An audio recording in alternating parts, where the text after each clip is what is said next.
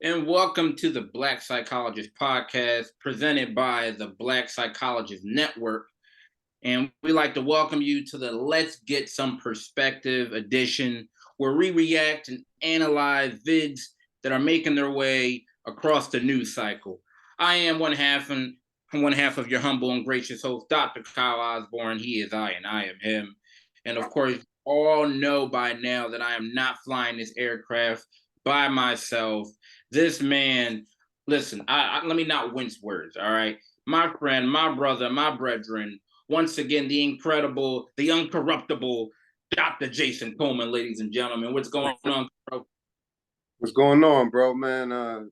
Just, home, chilling, finally had a day where I got my work done early. So I'm excited, man. We got a new segment. So just want to thank everybody, that's been riding with us. We about to hit the gas a little bit. We had a little meeting before the meeting here. So I'm excited. Just want to thank everybody for hanging in there with us, and just appreciate the support. Absolutely, definitely appreciate the feedback.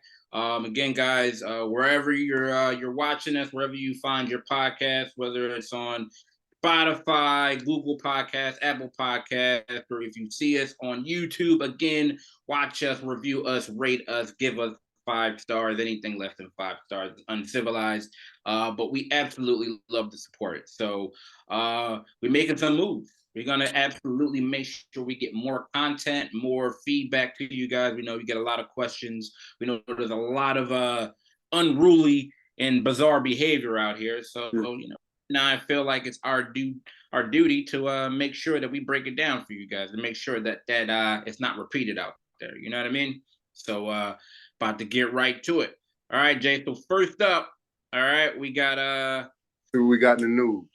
We got in the news, brother. Let me tell you, man. Food people are out there looking unruly, for a lack of a better term. All right. Yeah, so, I like this segment because it allows us to expand, right? We can look at regular news, mental health news, Black Twitter, everything, everything, Instagram news, all of it. It's only right.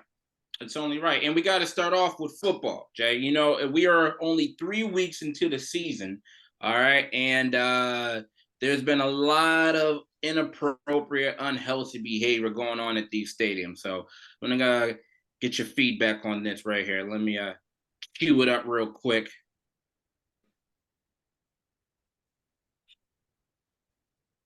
An investigation is underway after a Patriots fan died Sunday at Gillette Stadium. Yeah, that tragedy comes as more and more fights breaking out at sporting events. Tom Lamas shares what witnesses say led to the tragedy.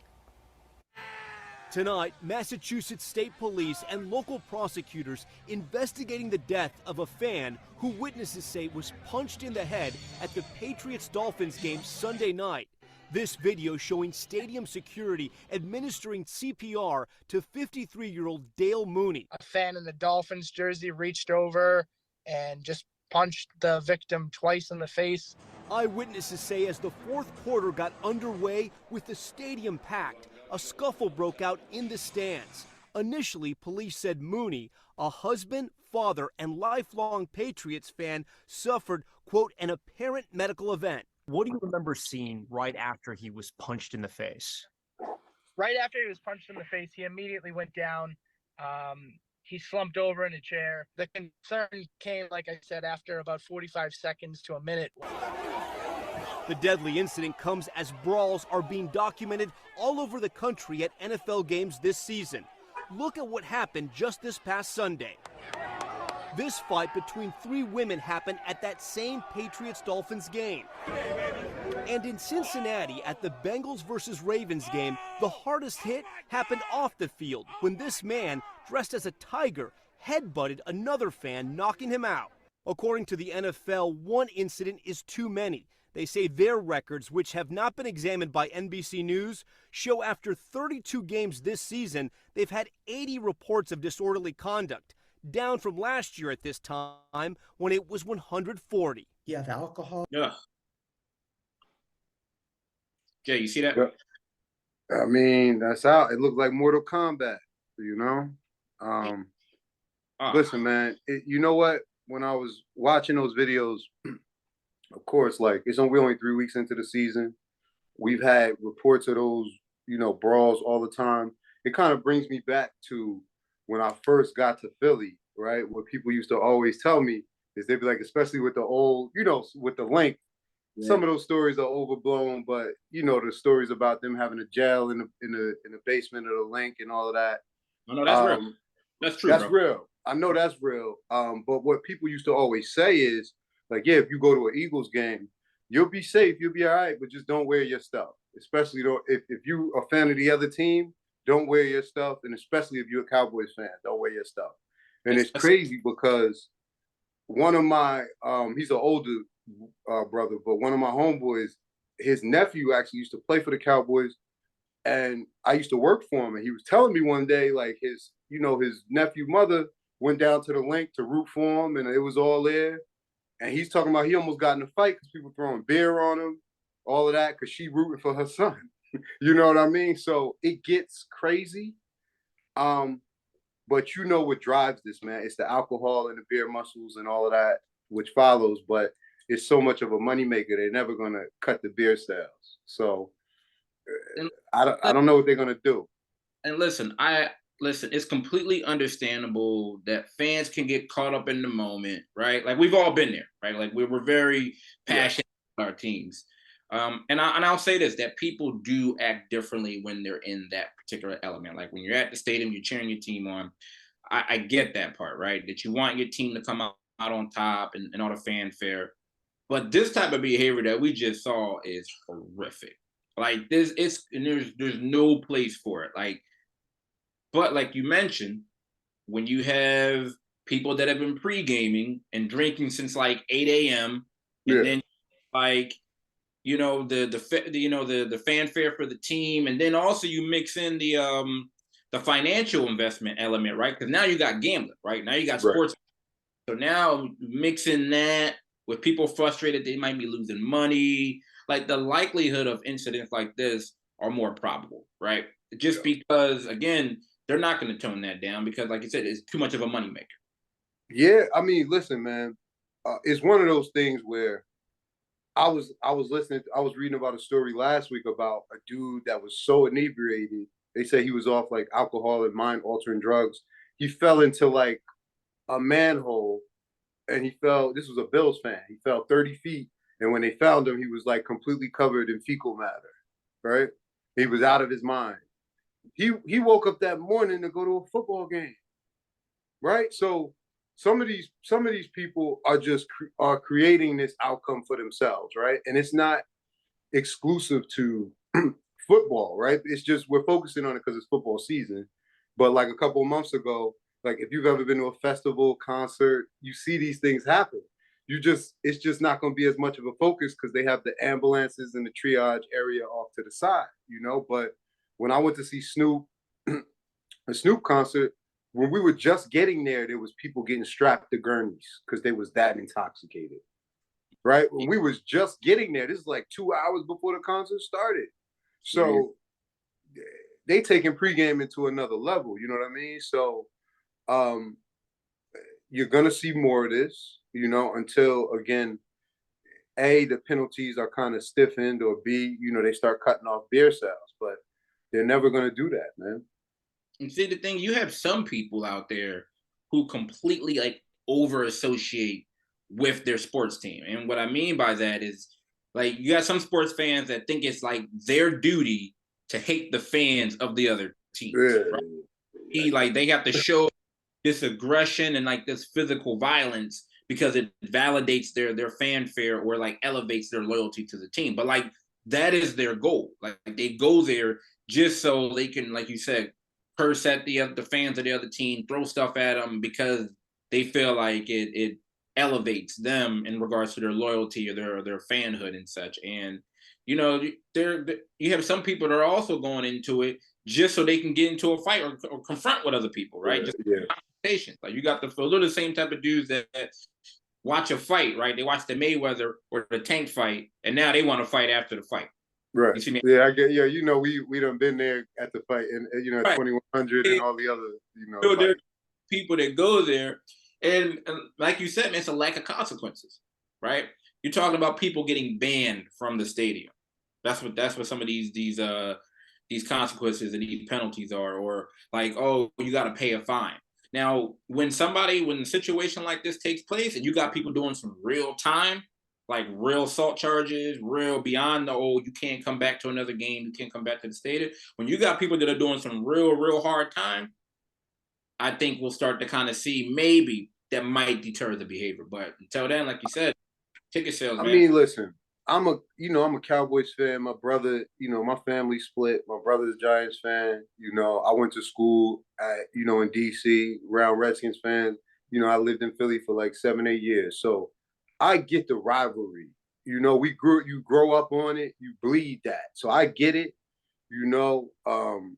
and we ride each other hard, you know what I mean? We rib each other, we get on each other, all of that, but when you go past a certain point of disrespecting somebody as a man or whatever, you throwing some beer at them or whatever. Like when it goes past a certain point, the fandom is out the window for most people, right? Because they just nobody's gonna tolerate you throwing a beer at them, whether your team won or their team lost or they celebrating in your whole house or whatever, right? It's just at that point we're talking about you jeopardizing somebody's safety, right? So it goes somewhere else, right? But it's about I don't even really think it's about people policing themselves, because again, I don't think there's any evidence that you can leave people to police themselves. You go to any baseball game, hockey game, festival, you're gonna find people that are clearly out of control. So I think it's more so about cutting off this liquor sales at a certain point, and doing a better job at screening a lot of these people even before they come in, right? Because a lot of these people aren't in the stadium at all. They're tailgating, right? And two, like I was telling you about the concert, some of them are so inebriated that there's no reason to even let them in. You know what I'm saying? So that would be the thing. Yeah. Catch them before they actually enter into the arena. I think that would start to mitigate some of the fights that are taking place. Like maybe if they want to fight in the parking lot, all right, I mean, that's on y'all. That's cool. I mean, I don't condone that either. But when you're talking about like people fighting in the stands, on the stairs, on this, because everything's on an incline, right? Mm-hmm. Everything's on an incline. Somebody could fall down. It's hard to get the paramedics or any type of EMT or the police. It's difficult to get them over to just because like the actual physical location. So I agree with you. Like if they're able to get to them prior to getting into the arena, I think we'll start to see less and less of some of these incidents. I mean, trust me, I don't want to see it, but we haven't seen the worst of it yet, right? Because all of those stairs are concrete, and we haven't yet seen anybody fall and split their head open on one of them concrete stairs, or fall down the steps, or fall off one of them barriers, right? Off level 2 to level 1, right? Because that's possible, especially when you go to Yankee Stadium, all these places. So we haven't gotten to the place where we've had like a freak accident as a result of that and somebody has died. Now, when that happens, then you're going to see some extreme changes. But you know how it is. Most of the time, we got to wait till that happens, These extreme changes when they get sued. Yeah. When the litigation, when you have one victim or somebody, like you said, gets hurt and all of a sudden they seek litigation or they sue like the stadium or the team and they make out, then you will absolutely see a lot of reactionary protocols and they'll start becoming more strict. But I don't think that's happened to my knowledge. I haven't seen any one of these situations where it's been a huge lawsuit and it's escalated and so on and so forth. And they lost like a substantial amount of money, because that's really the only language that they hear is when they getting sued or they're losing money. And it's a slippery slope because a lot of times the arenas are on offense against the people, right? So they're banning them, right? Like that, that it has to be the most extreme case where somebody dies and then the family's like, you didn't have enough security to protect me. But getting punched in the eye after a Raiders game, like, by an Eagles fan, like there's no recourse for that. You just got to get in your car. You're going to cry in the car, some of y'all. And that's that. You know what I mean? So, I mean, I'm not trying to, make light of violence, but I'm just saying, for the everyday occurrence, there's really no recourse on that scale, in my opinion. Yeah. All right, man. So speaking of fans behaving badly, now it's on the back to the field of players behaving badly. All right, so we all saw the game, right? You watched the Colorado State versus Colorado game with Prime and them last weekend. Of course, man. I watched that. It was a smashing. It was.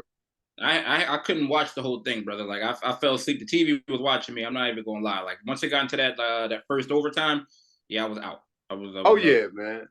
Yeah, wait. You talking about Colorado State versus Colorado? You're not talking. Oh, okay, yeah. I watched that. I was up. I watched the whole thing. Yeah. So there was a play that took place that everybody's been talking about for the past week in regards to Travis Hunter. Hit that took place that took Travis Hunter out the game. Let me cue this up so everybody who hasn't had an opportunity to watch it, check it out. Blackburn, of course, wears number 11 for Colorado State, and Blackburn cheap-shotted two-way Colorado star Travis Hunter, lacerating his liver, I was told, and knocking him out for 3 or 4 weeks. What I did not know yesterday was that the cell numbers of Blackburn and his mother were published on the internet Saturday night, as well as Blackburn's campus address and his mother's home address. So he and his mother were inundated with death threats that were all the more threatening. Campus and local police have been involved. Colorado State Athletic Director Joe Parker told ESPN, "We're very concerned for our players' safety as Henry and his family have continued to receive these threats. Henry never intended to put anyone in harm's way on the football field. It's not what we teach or coach. We hope the irrational vitriol directed at Henry stops immediately." And Coach Jay Norvell added, all right. Yeah, man. What we're talking about here is a college student is getting death threats. Family's getting death threats. His address ended up where, public knowledge is getting all types of this. What is this? Do you see what I mean? Come on, this is. You know what this is the equivalent of, if we're being honest? This is the equivalent of, like, something publicly happens to somebody that people like, right? Like Beyonce, Taylor Swift, whatever. And then you have, the Beehive, I don't know what Taylor Swift supporters are called, swarming to people's email, job, picketing outside their house. And then you have a select few of those crazy people who are going to threaten violence on a person, right? Travis Hunter already came out, obviously, against it, you know what I mean? Whether or not, again, did I think it was a dirty hit? I thought it was a dirty hit. Watching the play, I thought it was a dirty hit. I thought he should have been ejected. You know what I mean? And I agree. Now we're going to take these things separately, right? And I thought he should have been ejected because of all the hype leading up to the game, especially when you talk about that particular player, right? When the play is over and them wanting to lay a big hit on that particular player who might have been one of the best on the field or the best on the field, right? So that was it appeared to be intentional. So I thought he should have been suspended or thrown out that game. Now, that aside, right?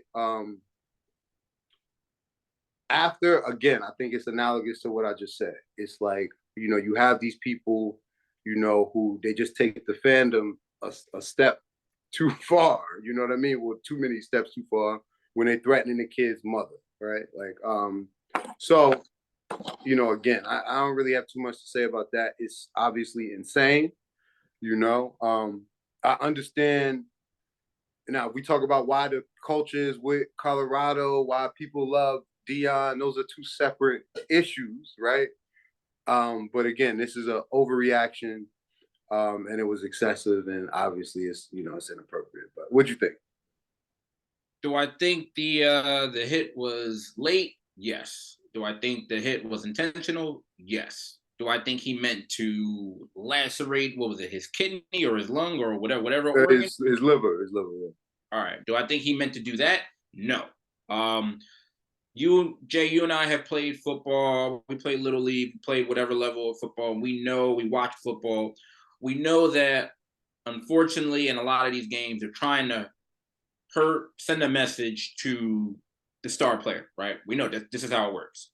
I don't think he meant to hurt him to that extent. I do think he had every opportunity not to hit him after the whistle blew. So we know that was intentional. My thing was this. He should have absolutely been ejected from the game. A suspension, probably a game or two, just because of the extensive of the injury. At the same time, right, you didn't even see the players react, right? Like you saw the jabbing going back and forth, like after the hit, right? So you knew that the team, like you knew Travis Hunter, you knew Colorado felt a certain type of way about it, which they should have. But you didn't see it break out into a melee, right? You didn't see it like turn into something. They went back and forth. You saw Deion's son got at him. He got at him immediately.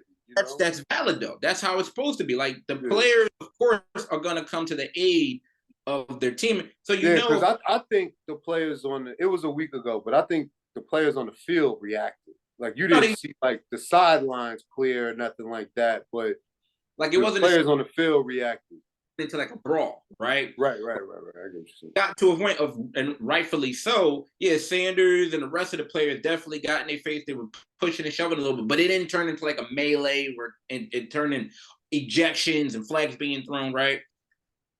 They handled the situation, all right, the way the players were supposed to. Like you said, Hunter came out and said, yo, listen, it's football, keep it moving. Deion came out, he condemned the actions in regards to them having death threats. So if it's a situation where you didn't even see the team themselves lose control, then there's no reason why you should have spectators or the other student body or whoever lose control. All of a sudden now you want to comfort it and threaten this man. Are we really surprised though, bro? Like, I'm not even trying to be funny. But it's still Joe Biden is about to run for president again, and you still got supporters of Donald Trump sending people all kinds of shit in the mail. Powder, bombs. These are crazy people, bro. Like, I mean, maybe I shouldn't be the one using that word crazy, but these are unstable people. You understand? Definitely unhinged.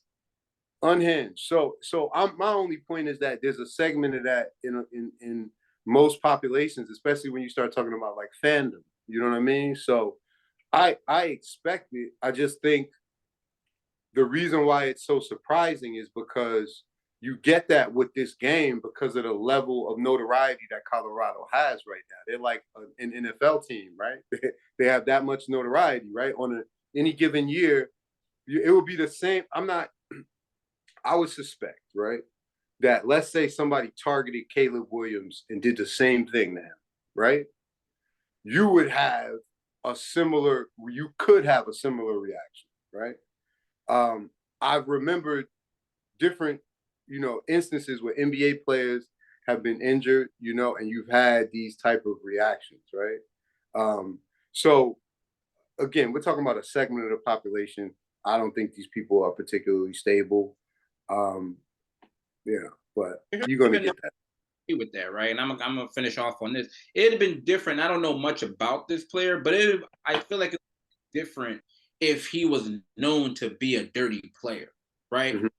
No certain player, like to my knowledge, this is an isolated issue. I do think the act or the hit was intentional to, to get a nice little cheap shot off on Hunter, but we don't know this player to be like notoriously dirty. Like this is like he's not like a Bruce Bowen, right? He's not like some of these other different players that we know. He's not like a goon that you send out. This dude plays dirty and this is his thing. So that was kind of it's like, all right, he did the hit. He should have been ejected. So I think that added to it the fact that the refs didn't do their due diligence and get him out of there. But still, it's not like we know him to be a dirty player. So you are correct, but in this instance, I think intent. In my opinion, intent is irrelevant because he might have not intended, right, to hurt him, of course, right? I may not intend to run over nobody when I'm driving drunk, right? You know what I mean? But he still has to face the consequences for his act. If you look at if we look at the play was clearly over, right? Hunter was clearly down, and I think that the circumstances surrounding the play matter because this is the same dude that they've been showing you in practice all week. This is the best player on the field. He's going to beat you. He's going to beat you. So if you have an opportunity to put Brady out of the game, most people are going to put Brady out of the game, right? I'm just saying in terms of logic, right? So this is the person that you've been training to target all week. You have an opportunity. It's clearly a cheap shot, and you achieve your objective, but just a little too much, and you hurt him. Consequences are in order. That's the only reason why I say intent is irrelevant in this instance, because I can drive fast because I want to beat you to the school, and if I run over somebody, it wasn't my intent. You know what I mean? But I still did it. But I agree 1,000%. More acknowledgement to Coach Prime and them in the team for not allowing that, for them to kind of lose their composure. Because, we've seen games, you done took one of our dudes out, then it turns into a back and forth, right? And now you done lost focus. So absolutely a lot of props and acknowledgement to them for even now how you lose your best player. One, the fact that y'all continue to play, win the game, but you didn't lose your composure. You didn't get out of control and try to retaliate in the same manner. So yeah, absolutely props to them. Jay, it's been great. On to the next one, my brother. So I'll catch you at the next edition of Let's Get Some Perspective. No doubt. All right, bro. All right, bro.